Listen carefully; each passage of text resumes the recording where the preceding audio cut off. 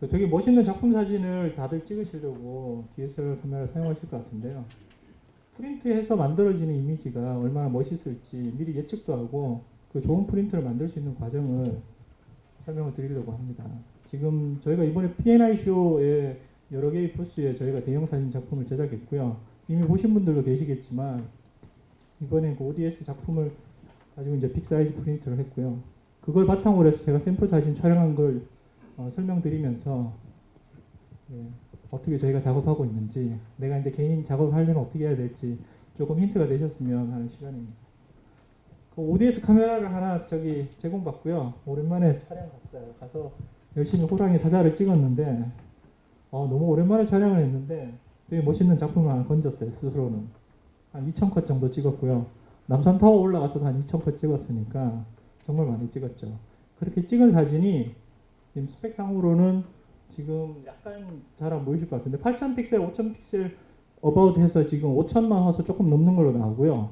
400mm 렌즈로 200감도로 해서 촬영을 해서 실제 포토샵에서 이미지 사이즈를 체크하니까 정말 빅 사이즈더라고요. 거의 한 144메가 정도 나오고 그 144메가에 5,000픽셀 지금 계산이 되는, 그래서 사실 조금 더 장 렌즈를 가져갔으면 조금 좋겠다 생각했는데 어차피 뭐 고해상도의 이미지를 얼마나 잘 쓸 수 있는지 보여주는 거니까 여기서 과감하게 이제 크랍을 해야 되겠다 생각하고 일단 잘랐죠. 그래서 잘라서 나중에 이미지를 확인했더니 되게 많이 작아졌어요. 지금 약 900만 화소로 줄었거든요. 그래서 예전에 600만 화소 카메라가 처음 나왔을 때도 이런 비슷한 세미나에서 1.8m, 1.7m 프린트를 한 적이 있었는데 거기에 비하면 그래도 조금 개선이 된 이미지라고 생각하고 이제 작업을 시작했죠. 여기 보시면 크랍하고 난 뒤에 이미지가 300dpi일 때 A4 정도 딱 나오는 사이즈로 크랍이 되어 있고요. 그 크랍된 이미지를 최종적으로 리터칭해서 지금 왼쪽에 보시면 이제 빅 사이즈 프린트와 테이블에 올려져 있는 해상도별 프린트 뭐 몇 가지가 올려져 있는데요. 끝나시고 난 다음에 한 번씩 보시면 도움이 되실 것 같아요. 그래서 작품을 만드는 과정은 뭐 되게 간략하게 그 스텝 바이 스텝으로 적어놨는데 이제 리터칭을 어떻게 할 건지 크랍까지는 했으니까 되게 멋진 작품을 셀렉트하고 촬영도 했으니까 이제 리터칭하는 과정을 설명을 드리려고 합니다. 포토샵에서 먼저 불러온 이미지를 레이어 카피해서 백그라운드를 하나 만들고요. 뭐 먼지를 지우든 뭘 하든지 하는 무조건 백그라운드를 하나 남겨두는 게 만약을 위해서 좋은데 사실 이제 용량이 커지니까 그게 싫으시면 그냥 백그라운드에서 하시고 세이브에서 하시는 게 좋은 방법일 수도 있는데 그 리터칭된 부분이 어떻게 차이 나는지 보시려면 레이어를 하나 카피해서 작업하시는 게 좋고요. 첫 번째는 이제 레이어 카피를 먼저 한 겁니다. 위쪽에 레이어 카피 되어 있고 사실 원샵은 맨 나중에 주는 게 맞지만 어찌됐건 일단은 처음에 먼저 줬어요. 뒤쪽에 몇 가지 팁에서 샤픈 주는 과정이 나오는데 그걸 보시면 조금 더 이해가 쉬우실 텐데 일단은 백그라운드에 샤픈을 줬고요. 흑백으로 먼저 전환했습니다. 컬러로 하기에는 이 작품의 어떤 영향이 조금 부족한 것 같아서 일단 흑백으로 조금 깊이 있게 바꾸려고 약간 옐로우 톤이 도는 흑백으로 먼저 만들었습니다. 그래서 흑백으로 바꿀 때는 여러 가지 있는데요. 휴 세츄레이션을 빼는 방법도 있고 뭐 그레이스케일로 바꾸는 방법도 있고 여러 가지가 있겠지만 본인이 가장 잘 익숙한 방법을 쓰는 게 제일 좋을 것 같고요. 여기서는 블랙 앤 화이트 어저먼트 레이어를 사용해서 채널별로 이제 농도를 다르게 해서 뭐 하늘이 파란데 뭐 어둡게 하고 싶다든지 그럴 때는 지금의 그 블랙 앤 화이트 레이어를 사용하시는 게 제일 쉬운 게 아닌가 하는 생각이 듭니다. 그래서 첫 번째 레이어에서 이제 흑백으로 먼저 바꿨고요.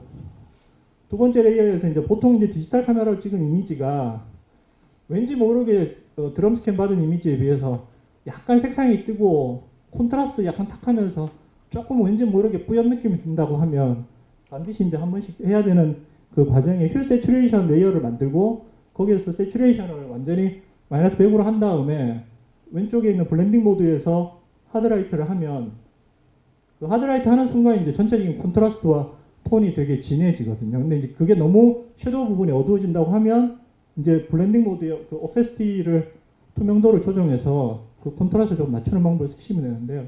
이게 이제 어떤 원리냐면 원래 이제 그 예전에 처음 나왔던 CCD에 마이크로 렌즈가 다 달려 있고 그 픽셀마다 있는 마이크로 렌즈 때문에 그 렌즈에서는 일어나지 않았지만 CCD 앞에서 생기는 그 색수차 같은 거를 없애주는 그런 약간의 효과가 있어서 너무 현란한 컬러를 제어하고 조금 떠 있는 색감을 조금 제어하고 싶다고 하면 지금의 레이어를 하나 만드시면 되게 효과적이 될 것 같아요.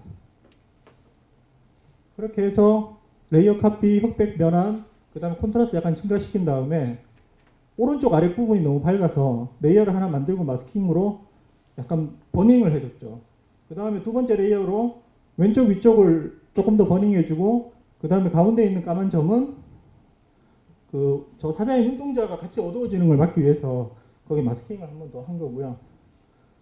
그리고 지금 오른쪽 위쪽을 조금 더 하고 또 눈동자를 어두워지지 않게 마스킹을 다시 하고 그런 다음에 최종적으로 주변을 조금 더 어둡게 지금 보면 계속적으로 이제 사자 눈동자가 너무 어두워지면 하이라이트가 없어지니까 걔를 계속 마스킹한 게 보이고요. 그리고 맨 마지막 레이어는 이제 왼쪽 눈이 너무 어두워진 걸 하이라이트를 올려서 작업을 한 거죠. 그래서 지금 그 레이어 팔레트와 그 다음에 레벨 팔레트를 같이 올려서 그 히스토그램을 보면서 이제 밝기를 조절하면 되고요.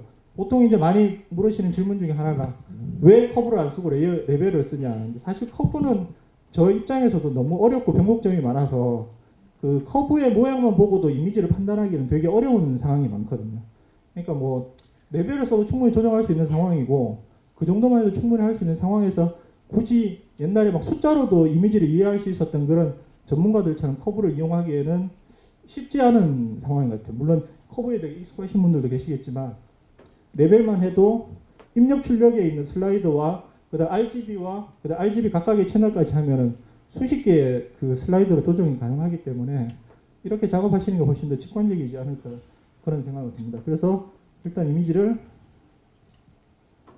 크롭과 리터칭까지 했고요. 그렇게 한 다음에 이제 최종 프린트하기 전에 이제 그 노이즈를 넣는데 이게 이제 엄청나게 크롭이 많이 되고 대형으로 뽑을 거기 때문에 노이즈를 일정 부분 조금 과도하게 넣으면 그거 자체로만으로도 조금 더 샤픈 효과가 생기기 때문에 일단은 노이즈를 넣었죠. 밑에 보면 이제 레이어를 만들고 50% 그레이에 오버레이 블렌딩에 가우시안 필터, 가우시안으로 모노크로매틱으로 해서 뭐 되게 복잡하게 되어 있는데요. 이게 이제 클릭하면 이제 시간이 많이 걸리니까 이 과정만 익히고 나면 이제 액션으로 하나 만들어 놓으면 그때 이제 노이즈를 얼마 넣을 건지에 따라서 이제 단축키로 누르면 자동으로 노이즈가 들어가니까 작업하시면 되게 편할 것 같아요. 특히 뭐 그 원샷 마스크 같은 경우도 그렇고 그래서 노이즈하고 원샷은 액션 만들어서 하나씩 적용을 시키면 좋을 것 같고요. 그래서 최종적으로 리터칭이 끝난 파일이 저는 이제 이번에 최근에 되게 큰 1m 80폭의 프린터를 샀기 때문에 그렇게 이제 프린트를 해보려고 180cm로 하니까 세로가 250cm가 나왔고요. 이미지 해상도는 그 이미지 사이즈에서 그 리샘플 이미지를 언체크하고 체크를 해보니까 그 말은 이제 픽셀 사이즈는 그대로 유지하면서 인터폴레이션 하지 않고 프린트 사이즈를 조정했을 때 이미지 해상도가 35점 얼마 해서 36 dpi가 나왔거든요. 그러니까 이제 일반적으로 사람들이 생각하기에 인쇄는 300 dpi고 모니터는 72 dpi니까 36 dpi면 대단히 떨어져서 품질도 나빠지겠다 생각하겠지만 실제로는 이제 우리 눈이 볼 수 있는 그 분해능이나 또 작품을 관찰할 때 보는 뷰잉 디스턴스라는 그 거리 같은 거에 따라서 실제로 36 dpi에도 보기에 충분히 훌륭한 이미지가 될 수 있다는 게 저희 이제 경험이기 때문에 끝나시고 나면 이제 여기 오셔서 한번 이렇게 보시는 것도 도움이 될 것 같고요.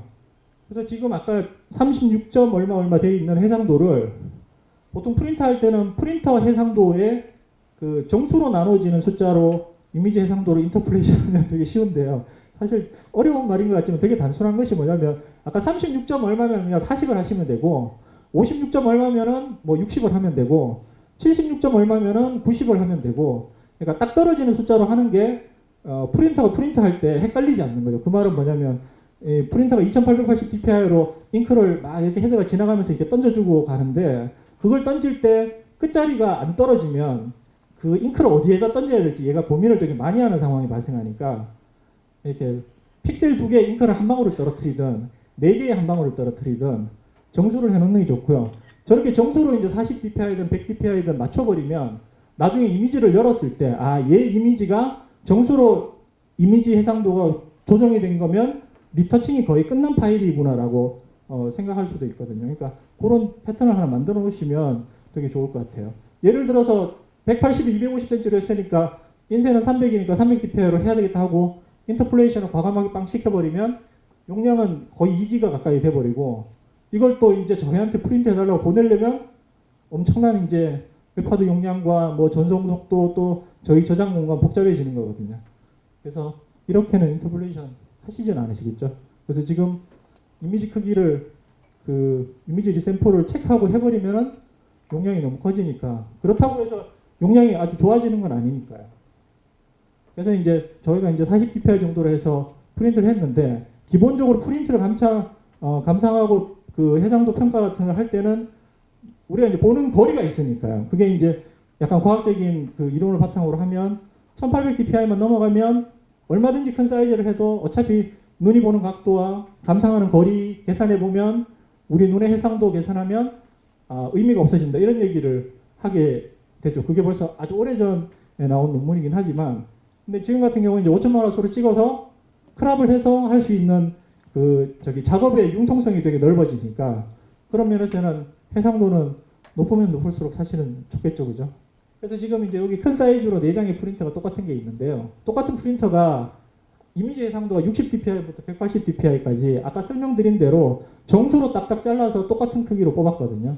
그래서 과연 저 프린트를 한 1m쯤 떨어진 공간에 세워놓고 어떤 게 이미지 해상도가 60 dpi인지 어떤 게 180인지 완벽하게 찾아낼 수 있을까? 그거는 솔직히 저로서도 의문이거든요. 봐도 거의 다 비슷하게 보여요. 그러니까 뭐 말씀드리고 싶은 것 중에 하나는 실제로 300 dpi가 아니니까 이미지가 꽝일 거다라는 거는 사실 말이 안 되는 얘기고요. 극단적으로 한 30이나 20 dpi가 돼도 충분히 훌륭해질 때도 있거든요.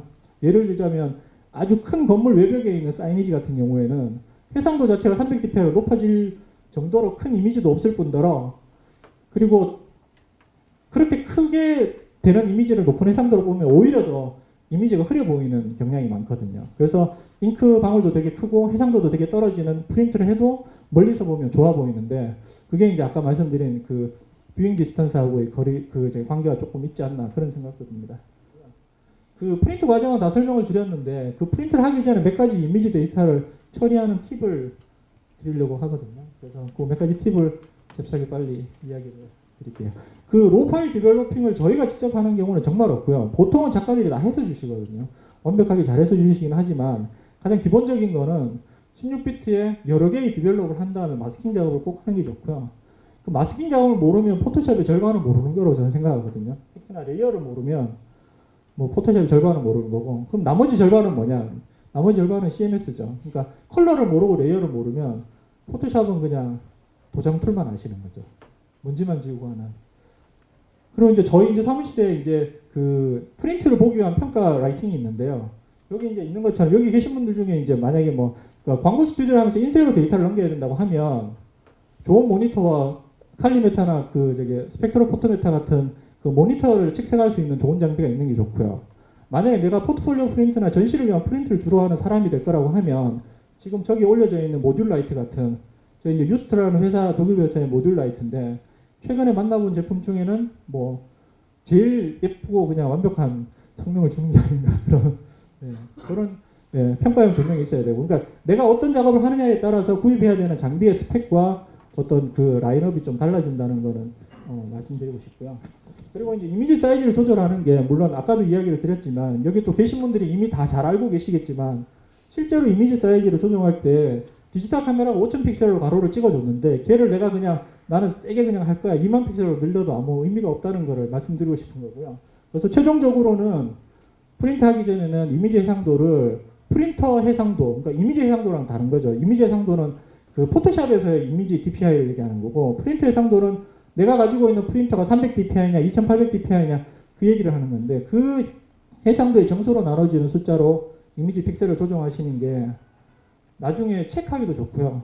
계산하기도 좋고 보기에도 훨씬 더 좋았거든요. 그리고 이제 아까 맨 처음에 이제 그 언샷 마스킹 하는 걸 이제 말씀을 드렸는데 뭐 언샷 마스크 왜 언샷 마스크인지는 모르겠어요. 그냥 샤픈을 주는데 이름이 언샷 마스크예요. 근데 그 조금 복잡하게 설명을 드렸는데요. 쉽게 설명드리기가 되게 어려워요. 근데 이제 그 옛날 흑백 사진으로 따지자고 하면 옛날에 그 왜 필름 현상할 때 현상액을 하고 중간 정지를 잘 하면 그 엣지 효과가 생긴다고 그랬거든요. 톤과 톤이 만나는 그 경계 지점, 그 농도와 농도가 달라지는 그 경계 지점의 그 그라데이션이 약간 엣지 효과가 생겨서 이게 계단처럼 이렇게 톤이 변화되는데 계단이 시작되는 부분은 약간 톤이 올라가고 끝나는 부분은 톤이 약간 떨어져서 그 경계의 어떤 엣지감이 살짝 더 산다는 그런 정체불명의 이야기를 하곤 했거든요. 그래서 꼭 반드시 중간 영재를 해야 된다는 이야기를 했었는데 그것처럼 원샷 마스크는 똑같은 개념이거든요. 그러니까 픽셀과 픽셀 사이의 그 레벨 값이 얼마 차이 나느냐에 따라서 얼마 차이 나는 픽셀은 반드시 뭐 얼마 이상 더 차이 나게 만들어주고 얼마 이상 차이 나지 않는 픽셀은 작용을 시키지 않는 그런 내용인데요. 제일 좋은 건 원샷 마스크는 정말 단순하게 세 가지 슬라이드밖에 없거든요. 저거 가지고 조금씩 조정해서 비교를 하시는 게 제일 좋을 것 같아요. 보통은 뭐 지금 밑에 적혀 있는 숫자대로 했는데 얘를 완전히 바꿔서 하면 되게 드라마틱한 무슨 포스타리제이션 같은 효과 나는 이미지가 될 수도 있거든요. 그러니까 만약에 원샷 마스크를 그냥 되게 그냥 수동적으로 늘 하던 대로 했었다 하면 그 저 수치를 아주 극단적으로 한번 바꿔보시면 그 왜 이 다칭 버닝을 되게 이상하게 해서 막 이렇게 배경에서 사람이 막 튀어나올 것 같은 그런 느낌이 드는 그런 엣지 효과가 생길 수도 있거든요. 그러니까 그런 건 한번 체크해 보시면 좋을 것 같고요. 말씀드리고 싶은 건 하늘이나 이런 곳, 샤폰이 특별히 필요 없는 곳은 사실은 안 하는 게 좋은데 저희도 작업하다 보면 바쁘면 그냥 마스킹 작업 안 하고 그냥 전체 다 넣어버리는 경우도 있거든요. 근데 이제 개인이 직접 작업한다고 하면 마스킹 작업해서 부분 뭐 샤폰을 준다든지 하는 건 반드시 필요하고요. 특히나 뭐 피부톤 같은 거 리터칭 열심히 잘 해놨는데 샤폰 한번 그냥 빡 넣어버리면 원래 잘 안 보였던 뭐 주근깨나 뭐 잡티 같은 것들이 보여버리는 수가 있거든요. 그러니까 그럴 때는 이제 뭐 아이라인이나 눈동자 같은 데만 뭐 마스킹을 해서 샤폰을 넣는다든지 그런 식으로 좀 섬세한 작업은 필요할 것 같고요. 어찌됐건 샤폰 넣으실 때는 평범하고 단순한 그라데이션에는 샤폰을 넣으실 필요가 없다는 게 제 말씀이고요. 예, 노이즈는 아까 보여드렸었는데 노이즈 필터를 만들어가지고 이렇게 레이어를 만들어서 하는 이유 중에 좋은 건 뭐냐면 그 필터 중에 되돌릴 수 없는 것 중에 대표적인 게 노이즈하고 원샷 마스크거든요. 원샷 마스크와 노이즈를 넣어가지고 저장했다고 하면 그냥 그 이미지 그대로 쓰는 수밖에 없고 걔를 돌리기가 참 어려웠어요. 되게 많은 액션을 거쳐서 샤폰을 없애긴 하는데 저도 지금은 그게 어떻게 하는지 잘 기억이 안 나거든요. 그러니까 반드시 레벨을 다시 그 레이어를 다시 만드는 게 좋고 그 레이어를 만들어서 블렌딩 모드를 써서 노이즈를 주면 필름에서 나는 입자감처럼 하이라이트에서는 노이즈가 적고 섀도우에는 노이즈가 많아지는 생각보다 되게 효과적인 그러면서도 아주 단순한 필터여서 한번 써보시면 좋을 것 같고요. 혹시 인쇄에 넘기는 데이터를 쓰신다고 하면 내가 만든 RGB를 CMYK로 컴퓨터에서 노이즈를 준다고 하면 그건 되게 신중하게 왜냐하면 그 옵셋에서 이제 노이즈가 잉크젯이나 다른 C 프린트에 비해서는 되게 강조되는 경향이 있어서 그건 이제 테스트 해보시면서 이제 하시면 좋을 것 같고요. 그리고 저장할 때는 노이즈 없이 하면 노이즈 레이어 하나가 없어지니까 저장 용량이 줄어드니까 훨씬 더 효과적일 수 있겠죠. 프린트 하실 때만 하시면 되고요. 그 아까 있었는지 모르겠지만 원샷이나 노이즈나 그다음에 프린트 할 때 세팅 같은 것들은 포토샵에 노트가 있으니까 그 노트를 이미지 하나 넣은 다음에 세팅 값이나 노이즈 준 값 같은 걸 기록해 놓으면 나중에 작업하실 때는 되게 도움이 될 것 같아요. 그 데이터 저장은 저번에 여기 캐논에서 하는 무슨 포럼에서도 한번 말씀을 드렸던 내용인데요. 이게 이제 저희한테 보내주는 데이터가 정말 희한한 이름들이 많이 있거든요. 뭐 그러니까 최종, 진짜 최종해서 도대체 어떤 게 나중인지 모를 때가 많은데 가장 좋은 건 자기 이름과 날짜로 넣는 게 제일 좋고요. 좀 더 신경 쓴다면 장소로 넣는 게 좋고 그 다음에 조금 더 신경 쓴다면 이 데이터를 누구를 위해서 보내는 건지 쓰는 게 좋거든요. 그러니까 쉽게 말하면 뭐 닥터 프린트, 그 다음에 언더바, 오늘 날짜, 그 다음에 언더바, 뭐 포 캐논 이렇게 해놓으면은 되게 직관적으로 알 수 있거든요. 그리고 포 캐논 한 다음에 언더바 001 해놓으면 캐논에 보냈던 첫 번째 이미지가 되는 거죠. 그런 다음에 캐논에서 실장님 여기 조금만 더 만져주세요 하면 다음에 보낼 때는 언더바 002가 되는 거고요. 그렇게 해서 이미지 파일을 정리해 놓으면 나중에 찾기도 되게 쉽고 편하게 되는 거죠. 근데 이 뭐 보내주시는 데이터 보면 보통 어시스트 분들 전화하셔요. 실장님 그건 아니고요. 진짜가 붙은 게 최종이에요. 그리고 조금 이따 전화 와서 아니요 진짜 다음에 최종이 또 붙었어요. 그러고 하는데 그러면 이제 서로 이제 어떤 게 최종인지 모르는 경우가 많죠. 그러니까 이제 이렇게 정리해 놓으시면 되게 좋지 않을까 하는 생각이 듭니다. 위에 있는 건 RGB의 그라데이션, 그 레인보우 컬러를 그라데이션 만들어 놓은 거고요. 그 바로 밑에 거는 RGB를 CMYK로 바꾼 거거든요. 저걸 보여드린 이유는 당연히 잘 아시겠지만 모든 데이터는 RGB 베이스에서 작업하시는 게 좋고요. RGB가 CMYK에 비해서 최소한 30% 이상 넓은 컬러 스페이스를 가지고 있기 때문에 작업하실 때 반드시 RGB로 하는 것이 용량도 25% 적고요. 그 다음에 모든 필터를 다 사용할 수 있고 그 다음에 레벨이나 커브를 만졌을 때 특히 흑백 이미지 같은 경우에는 CMYK는 만지면 그 좀 어려운 말로 리니어가 잘 정교하지 않기 때문에 그 컬러가 바뀌는 경우가 많거든요. 분명히 흑백으로 바꿔가지고 그 CMYK로 해서 그 슬라이드를 조절해서 레벨 값을 만졌는데 이상하게 마젠타나 옐로우가 도는 경우가 생기는데 RGB는 그런 경우는 없거든요. 일단 채도가 다 빠지고 나면. 그러니까 어떤 경우든 RGB에서 작업을 하는 게 좋고요.